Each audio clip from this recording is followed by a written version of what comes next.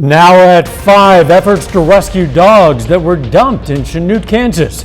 Plus, a local elementary school class looks to give back to those in need this Christmas. And the clock is ticking for Congress to pass a spending bill ahead of Friday's deadline. I'm Nicole D'Antonio at the White House with reactions from lawmakers as they inch towards an agreement. The 4 states' most watched news starts now. 8 poodle mixed dogs are found wandering around the town of Chanute, Kansas, but it's not clear how they got there. This is KOAM News at 5. I'm Dow Quick. Citizens of Chanute captured and rescued those dogs this week. Local groomer volunteered her time after hours to help groom the dogs, then matted coats. Wagon Tail's groomer said the dogs were not malnourished and recently had their dew claws clipped. When I saw them in the back of the truck, I mean, they almost looked lifeless. Like they were just so scared and so matted. It's something I've never seen before. All 8 dogs are safe with local families just in time for Christmas. Every year, a Bartlett, Kansas elementary school does a gift exchange. This year, rather than giving the gifts to each other, the students of Bartlett Elementary decided to donate gifts to a charity. They chose to give the Pals Animal Shelter in Parsons this time around. My class, I think the spirit of Christmas was with them because their excitement for giving was just amazing. And they came in, they're a sweet group of kids. They brought things in and they were so happy to just give. We're going to hear from the Pals Animal Shelter manager tonight at 6. A Kansas company hosted an award ceremony celebrating fundraising efforts for a national organization. The Pumpin' Pete's Corporation hosted this ceremony in Parsons, Kansas. The awards were given to donors in a fundraising campaign for the CASA program. CASA, or Court Appointed Special Advocates, supports abused or neglected children in court. Awards were handed out for such things as most funds raised and best donation to sale ratio. Absolutely essential for CASA programs to do fundraising. We are charitable organizations, which means that we are not funded by the state or the federal government. CASA of the 31st is 67% self-funded. The money raised during the campaign will support CASA programs in Kansas, Missouri, and Oklahoma. Boy, we've seen a big change in the weather. Let's check in with Doug. Yeah, really 2 big changes across the region. One, we have sun, which is something we haven't seen much of over the past couple weeks. Plus, look at this. We're 22 degrees colder right now compared to what we were this time yesterday evening. And it looks like as we go through the overnight hours for us tonight, our temperatures are going to continue to drop back across the area. I don't know why this isn't moving on me here. All right, temps right now, upper 30s to near 40 degrees, and it's been kind of windy out there. We've had those kind of southwesterly winds at about 10 to 15 miles per hour. And as we go through the overnight hours tonight, we are going to have some clouds kind of pushing through as this whole storm system works out of the region, but it is going to get cold. We're going to clear out late tonight down to 28 degrees. Still some snow in the forecast. We'll look at that here in just a bit. Then, Washington is marking what's become a recent annual holiday tradition, the last-minute debate over government funding. House and Senate leaders say they've made progress, but the clock is ticking toward a Friday deadline. Nicole D'Antonio reports. It's the most wonderful time of the year for lawmakers to debate funding the government. This is jamming through a bill at the 11th hour. We're talking about keeping the lights on. Late Tuesday, lawmakers announced a framework to negotiate final deals on an expected $1.65 trillion spending bill, with Democrats agreeing to Republican defense dollars. I'm glad that our Democratic colleagues finally accepted reality and conceded to the Republican position that we need to prioritize our national security. But Democrats are still pushing to fund their domestic priorities, too. We fought so hard for the PACT Act. We have to fund it. We fought so hard for the CHIPS and Science Act. We have to fund it. Senate Minority Leader Mitch McConnell says it's either a full-year bill or a short-term stopgap by December 22nd. That's the deadline, and those are the 2 options. President Biden is pushing lawmakers to reach an agreement on a spending package that addresses everything from fallout from COVID-19 to additional money for Ukraine. The House is expected to pass a continuing resolution giving lawmakers one more week to iron out that larger package. But House Republicans wanted to wait until they have the majority in the new session. Let's let the American people have the say. Let's do our spending bill in the next quarter. That would give the GOP more leverage on spending. Nicole D'Antonio, CBS News, Washington. Senate Republicans say they expect to head home for the holiday recess on December 23rd. The wife of soccer journalist Grant Wahl, who died Friday while covering the World Cup in Qatar, is dispelling rumors that foul play was involved. CBS News medical contributor Dr. Celine Gounder, who was married to the well-known soccer analyst for 21 years, appeared on CBS Mornings, where she revealed a ruptured aortic aneurysm caused his death. She also said it had been likely brewing for years. The U.S. is preparing to send a Patriot missile system to Ukraine. The advanced long-range air defense system is highly effective at intercepting ballistic and cruise missiles. Kyiv was hit by another barrage of missile strikes. Ukrainian officials say the Russians launched 2 waves of strikes using Iranian drones. Coming up in Health Watch, looking at the impact of long COVID. A new report finds thousands of Americans have died from what's known as long COVID. I'm Naomi Ruckham with one patient's struggle with the long-term effects. And later, the deadline to get those Christmas gifts in the mail so they can arrive in time. Topping today's Health Watch, researchers looking at the pandemic's toll on mental health found a 3% increase in teen hospitalizations related to mental health conditions during the pandemic. The increase was especially notable in teen girls. 61% of teens hospitalized for mental health conditions were girls before the pandemic. That rose to 68% during the pandemic. A new government report estimates how many Americans have died from long COVID since the pandemic began. Reporter Naomi Ruckham looks at the findings and one person's struggle with the long-term effects. Nurse Patrice Peretti got very sick with COVID-19 in March 2020. Today, the 62-year-old battles long COVID, extreme fatigue, pain, neurological and memory issues. Eventually, she had to stop working. I'm going to try not to cry because I was hanging in there. The wave came and the increase in hours, and we were at war, really, and I was injured. It's estimated as many as 23 million Americans have long COVID symptoms. Now a new report shows more than 3,500 people have died from long COVID-related illnesses in the first 2.5 years of the pandemic. Perhaps they have a complication, like let's say they have underlying congestive heart failure, and that condition is exacerbated by having long COVID. Or perhaps you have diabetes and your diabetes becomes harder to control. People 75 and older accounted for more than half the deaths.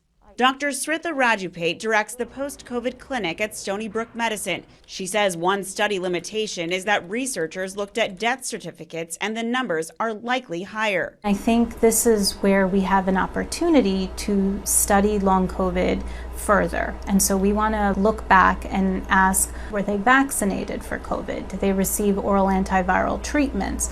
All of those could play an impact. I go to physical therapy. I do hydrotherapy. Patrice says she has hope. I want to say I'm getting better, so therefore I will become better. But today I'm not feeling well. See, so you could have something, a diagnosis that's really, really horrific, but be in a good state of mind. She wants others with long COVID to know they're not alone. Naomi Ruckham, CBS News. The Stony Brook Post-COVID Clinic has seen more than 1,000 patients. This is believed to be the first report to look at counting deaths related to long COVID. And that is a look at today's health news. A little bit later, our pet vet on call. Hi, I'm Dr. Eva Judek from Parsons Pet Hospital. Coming up, we got an animal fun fact about armadillos.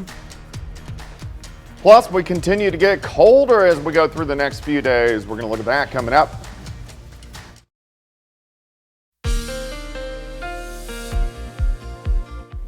Well, of course, we got a little bit of sunshine outside today, but it's quite a bit colder than what we have seen over the past couple days. But the sun is good. Partly sunny skies, nice shot.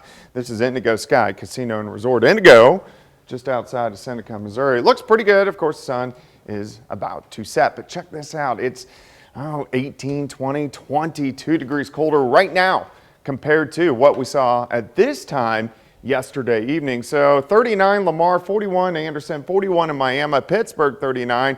Independence is sitting also at about 39 degrees, but we have this colder air just ushering in. See this spin right up across about Sioux City, Iowa. So you got the colder air working in, and it's going to continue to get colder as we go through the next couple days. It's not Arctic air, it's Canadian polar air, which is working in. Nice shot, 7th and range line. Currently outside, sitting at 40, westerly winds 10 to 15, humidity is at 53%. Through the evening hours, we slide back through the 30s, eventually upper 20s for us a little bit later on tonight. And you can see we do have some mid and upper level clouds kind of spreading in. So we're going to have partly cloudy skies as we go through the next several hours, and then we'll clear out a little bit later on tonight. All the rain now pushing up across Illinois, all the way down into the southern parts of the U.S. And then we still have our blizzard ongoing across the northern plains. We have severe weather once again, southern parts of Mississippi, and then moving into parts of Alabama. We don't have to deal with any of this. We just have to deal with the colder temperatures as we go through the next couple days. All right, let's go through time tonight. We're going to stop at midnight, clearing out near 30. Then we drop back into the upper 20s a little bit later on tonight. So it is going to be a cold night. As we go through the daytime hours tomorrow, partly sunny skies by noon, sitting into the mid 30s, but we only go upper 30s, about 39 to near 40 for an afternoon high. 37 Lamar, 39 Miami, Grand Lake 41, 39 in Chanute. Tomorrow night, clear out, a little bit colder. We go down into the mid 20s for overnight lows. As we go into Friday, a little bit cooler, partly sunny, high temps into the mid 30s. So we kind of step down just a bit each and every day this week, but we are going to stay dry as we go through the next few days. 29 in the morning, 37 by noon, high of 39. We back down to 37 by 5 p.m. Let's jump ahead. Let's go into the weekend. Saturday, cool, but dry. Partly sunny skies, mid 30s. We warm back into the 40s on Sunday, which is nice. Then here come the clouds. And look at this, a little rain snow mix. So this is Monday afternoon, possibly all over to snow. We could get some accumulations from this, so we'll have to keep our eyes on that as we go through the next few days. 39 tomorrow, 37 on Friday, 37 Saturday, 44 Sunday, then that rain snow mix Monday into Tuesday, but temperature is pretty cold as we go through about the next week or so. And then watch this, the bottom drops out. Arctic front moves in, 33 and dropping on Thursday. We need to see the exact track of this storm to see if we can get some snow right before Christmas Eve. But my gosh, it's going to get cold late next week. 4 degrees. We have Yeah. as an overnight low. I know, isn't that on fun? Friday night. Is that fun? No. The answer is no. That is not fun. Coming up, breaking down the upcoming holiday shipping deadlines. First, though, we honor a local veteran. Eric Paxton served in the U.S. Army in 2010. With connections to Altamont and Columbus, Kansas, he was stationed in Afghanistan, received a Purple Heart and a Bronze Star. And we salute Sergeant Eric Paxton, a four-state hero. Topping today's Consumer Watch, if you got an email that said your student loan was forgiven, that's an error. The Department of Education mistakenly sent out about 9 million of those last month. Thus far, no one has received debt forgiveness. The Department of Education says its vendor sent the email with the inaccurate subject line, but the body confirming the department received an application was correct. There are just 11 shopping days to go before Christmas if you count today, and if you want those gifts to get where they're going, you're running out of time to order online. The first big holiday shipping deadline is today. Reporter Chris Van Cleve has more. That is the sound of the holidays. Plane after plane touching down at the FedEx Mega Hub in Memphis, each carrying around 20,000 packages. There's not a lot of slow that happens here. Not a lot of lingering. We're on the tarmac with Senior Operations Manager Walter Kirkemind. we understand that some of these gifts are highly personal, and really the brand is on the line. Over the course of the day, about 2.4 million packages pass through here, a gift-size amazing race against the clock. They're sorted via 44 miles of conveyor belts before being loaded onto another set of planes bound for their final destinations, all in about 3 hours. For the excess capacity that Santa doesn't have on the sleigh, we're helping drop it off with our purple-tailed airplanes. Your relocate to gate 124 is approved. Advise when you're in the gate. Overnight, the Memphis airport turns into one of the busiest airfields in the world. Yes. About 250 flights come and go every 24 hours. Right now, it looks like we have about 10 in range. From this FedEx airport tower, Maria Bonds has to find a place to park all those planes. We make sure that these aircraft go where they need to go in a timely manner. And we are the Santa with the purple tail. If you're Santa with the purple tail, what does that make you? An elf. An elf? An elf. This command center is a bit like NORAD for packages, tracking all the FedEx flights. We're looking at the weather every 10 minutes to figure out if it's something we need to deviate our planes. 538, that's me, that's you. But there's no deviating drivers like Jacob Tucker. Before sunrise, packages are loaded into delivery vans headed for you. Just like Santa's little helper, I feel like I'm able to give to the customer before the holiday season. Today is the first of the major shipping deadlines. This is the last day to send something by FedEx Ground and guaranteed to have it there by Christmas. On Saturday, that is your first class mail cutoff, and Monday is the priority mail deadline. After that, you're talking about pricey overnight options to get things places by Christmas. Chris Van Cleve, CBS News, Memphis. Subaru is recalling more than 271,000 SUVs due to fire risks. Until they're checked, Subaru is advising owners of some 2019 to 2022 model year Subaru Ascents SUVs to park them outside, away from garages or other structures. The company says an electrical grounding bolt connected to the cabin heating system might have been improperly fastened. Our pet vet on call next.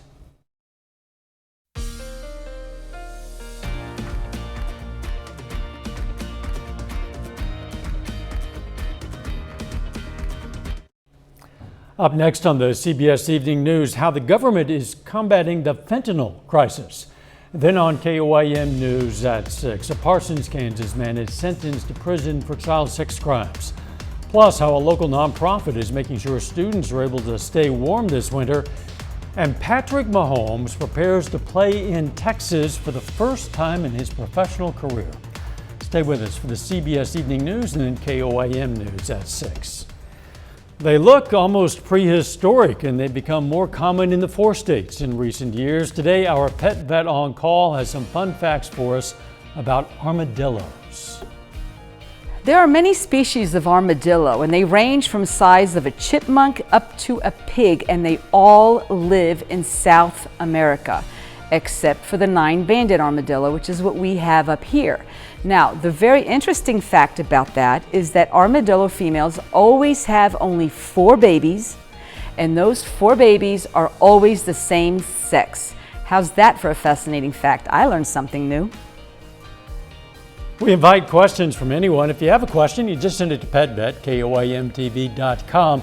Dr. Eva Dudek from the Parsons Pet Hospital answers a different question or brings us a fun fact about armadillos or whatever every Wednesday on KOAM News at 5. You can also find answers to previous questions on our website. All right, let's check out our picks of the litter for the week. From the Joplin Humane Society, we've chosen this young Labrador Retriever mix. His name is Hamilton. Very proper sounding. And from the Southeast Kansas Humane Society, we've chosen this male domestic short-haired cat, less than a year old. His name is Cricket. Kind of the opposite of a Hamilton. If you're looking for a pet, why not check out your local Humane Society? Lots of great ones to choose among.